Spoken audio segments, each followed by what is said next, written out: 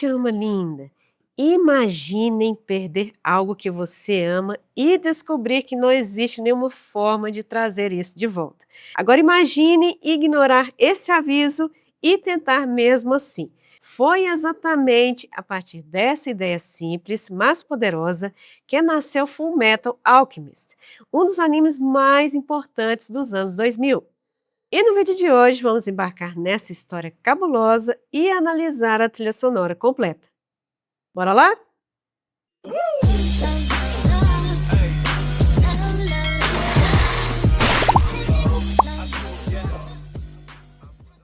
Falar de Fullmetal Alchemist hoje ainda significa falar de Fullmetal Alchemist Brotherhood, porque Brotherhood é uma adaptação mais fiel ao mangá criado por Hiromu Arakawa, conseguindo uma grande popularidade internacional e aparecendo entre os animes mais recomendados de todos os tempos. Mas com o passar dos anos, a comparação foi perdendo força e muita gente voltou para o anime de 2003, percebendo que ele nunca foi apenas uma versão um pouco diferente da história nos mangás, mas acabou se tornando uma obra própria.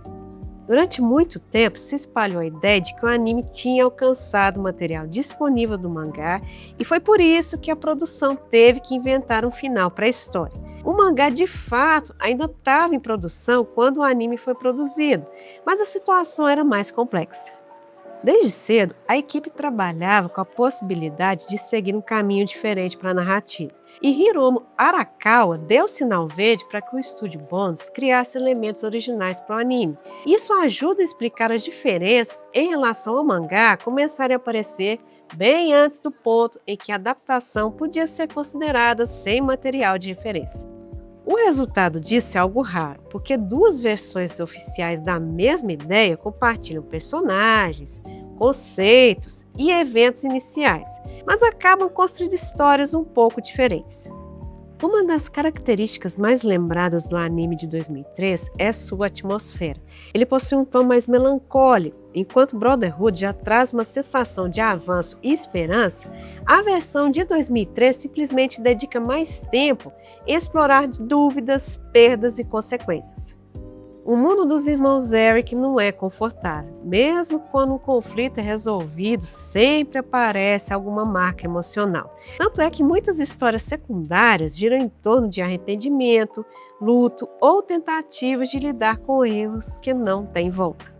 O anime se concentra não apenas nos acontecimentos, mas nos efeitos que eles deixam nas pessoas. E isso influencia diretamente a construção de Edward Eric. Nas duas versões do anime, ele continua sendo inteligente, talentoso e determinado, mas o anime de 2003 mostra com mais frequência suas fragilidades emocionais. Edward inicia sua jornada acreditando que conhecimento, lógica e esforço são suficientes para resolver qualquer problema. Mas aos poucos a narrativa vai questionando essa visão, porque grande parte de seu desenvolvimento aparece na compreensão de que existem limites que nem mesmo a alquimia consegue ultrapassar. A ideia de que nem tudo pode ser controlado aparece praticamente em todo momento do anime e se torna um dos momentos mais importantes de sua jornada. Já Alphonse Eric é tão importante para a história quanto Edward e sua jornada vai muito além de apenas acompanhar o irmão. Após a tentativa fracassada dos irmãos em trazer a mãe deles de volta à vida, Edward perde um braço e uma perna e Alphonse perde completamente o corpo e tem sua alma presa a uma armadura. E essa condição se torna uma das fontes principais de seus conflitos ao longo do anime. Ele passa a questionar suas memórias e até mesmo sua identidade, tendo dúvidas sobre quem ele realmente é. E essas questões fazem com que sua jornada esteja ligada a temas como memória, existência e o significado de ser humano enquanto busca um jeito de recuperar seu corpo. A preocupação com os limites humanos aparece demais no jeito como o anime conta a história dos homúnculos. E isso é uma das grandes diferenças em relação ao mangá e ao anime Brotherhood. Porque na versão de 2003, esses seres são resultado de tentativas fracassadas de transmutação humana, carregando uma ligação direta com a dor de quem tentou desafiar a morte. Já em Brotherhood e no mangá, eles são humanos artificiais criados a partir da energia vital de um único ser chamado o Pai, que dividiu as partes de si mesmo no esforço de purificar sua própria essência e se tornar um ser perfeito. Essa mudança no anime de 2003 muda completamente o significado desses personagens dentro da narrativa. Isso acabou ajudando nos temas centrais que esse anime decidiu abordar, porque sua existência passa a funcionar como uma lembrança das consequências da incapacidade humana de aceitar suas perdas. Tanto é que o sentimento que mais aparece no anime é a culpa. Os personagens tomam decisões influenciadas pela dor, arrependimento e erros do passado. E talvez isso seja um dos motivos mais fortes para esse anime continuar sendo discutido anos depois do lançamento, justamente por não trazer questões fáceis de responder. Mas nem tudo são flores. O encerramento continua sendo um dos aspectos mais discutidos até hoje. O anime finaliza no Fullmetal Alchemist, o filme O Conquistador de Shambhala, que foi lançado em 2005. Teve gente que gostou demais do final e que combinou com a proposta da história de 2003. Mas outros acharam o final confuso ou repentino, e essa divisão continua até hoje. Mesmo assim, ele não precisa competir com Brotherhood para ter motivos para existir. As duas obras seguem caminhos diferentes demais para que uma simples comparação de qualidade seja suficiente para a gente bater o martelo sobre qual é melhor ou não. Brotherhood se tornou a adaptação definitiva do mangá e o anime de 2003 acabou encontrando espaço como uma interpretação diferente dos mesmos conceitos, menos preocupado em trazer respostas absolutas e mais focado nas ambiguidades e nas fragilidades humanas. Eu não estou suportando mais! Se vocês estão curtindo o vídeo, bora deixar o like lindíssimo e se inscrever no canal ativando o sininho. Parece algo simples, mas faz uma baita diferença para o crescimento do canal. Eu não sei por que foram escolher a mim. A trilha sonora de Fullmetal Alchemist é um daqueles casos em que a música acaba se tornando uma parte importantíssima da identidade da história, quase como se fosse uma segunda camada que funciona junto com o anime. E isso não é apenas percepção, porque dá para perceber que existe uma base bem construída por trás dessa sensação. Foi Michiru Oshima quem compôs a trilha sonora. E além de Fullmetal Alchemist, ela também compôs a trilha sonora do filme e do game Ico, um dos maiores títulos do PlayStation 2. E a composição que ela fez em Fullmetal Alchemist tem uma linguagem orquestral bem construída, trazendo uma densidade sonora que o anime precisa mostrar através dos ouvidos, principalmente nas cenas mais dramáticas. O resultado é uma trilha que não depende de variações sonoras repentinas, porque as faixas mantêm uma identidade única ao longo do anime, com forte presença das cordas, metais e percussão brilhando mais nos momentos de ação e tensão. Isso cria uma sensação de peso emocional que combina demais com os temas principais da história. Isso não vem de um tipo de estratégia específica, mas do jeito como a linguagem orquestral de Michiru se adapta ao material nas telinhas.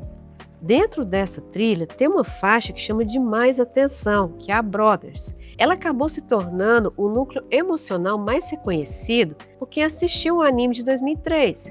A música tem um tom ritualístico, como se fosse um lamento, e virou um símbolo musical da relação entre os irmãos Eric.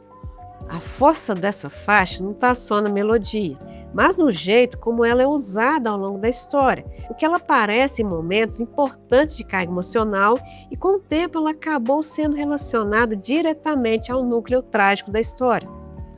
Outra coisa que o anime traz é o uso do silêncio ou da ausência da trilha em momentos importantes. Isso acontece em alguns momentos mais pela direção e pela atuação visual do que pela música. Mas quando a trilha entra depois, ela ganha mais peso justamente por causa disso. Ela também é mais introspectiva e focada em emoções como tristeza, dúvida e consequência, não tentando ocupar todas as cenas e recuando para deixar a narrativa respirar.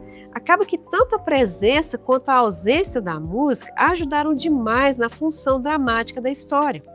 Outro motivo que ajuda a entender os motivos da trilha ser tão da hora é o jeito como ela trabalha a identidade dos temas sem depender de repetição.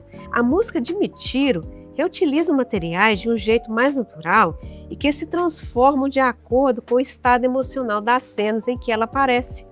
Isso dá a impressão de que algumas ideias musicais voltam nos ouvidos, mas não são exatamente iguais, o que combina demais com a narrativa. Só que, ao mesmo tempo, essas faixas também funcionam de um jeito independente, conseguindo trazer emoção mesmo fora do contexto do anime e ajudam também a explicar por que a trilha continua sendo lembrada por muitos até hoje. A trilha também lida com trechos diferentes dentro da própria construção das músicas, porque ela não é algo único no sentido de sempre ser pesada ou dramática. Há faixas que trabalham uma leveza quase frágil, e isso cria um efeito que faz os momentos mais intensos ainda mais cabulosos quando voltam. Isso ajuda a evitar o cansaço emocional ao longo da história, ao mesmo tempo que mantém uma essência única, porque a trilha nunca sai do universo emocional da obra, apenas muda o jeito como ele aparece em cada momento. A música de Fullmetal Alchemist funciona tão bem porque ela entende o próprio papel dentro da narrativa sem precisar chamar atenção para si mesma o tempo todo. Ela não depende de grandes explosões musicais direto e reto, mas de escolhas que dão peso ao que já está acontecendo em cena. Isso cria uma ligação natural entre imagem e som, e o resultado é uma trilha que não envelhece apenas como música de anime, mas como uma construção emocional que sustenta o tom da produção, mesmo fora das telinhas. Mas é melhor vocês escutarem essa belezura com os próprios ouvidos no link aqui embaixo para tirarem suas próprias conclusões. E aí, já assistiram esse anime? A história também fez vocês refletirem pra caramba? Vamos trocar ideia aqui nos comentários. Venham conhecer também o meu trabalho autoral e meu livro O Fabricante de Bonecas, os links aqui embaixo. E vamos ajudar esse canal a alcançar mais pessoas nesse mundão digital do YouTube, clicando no botão do hype.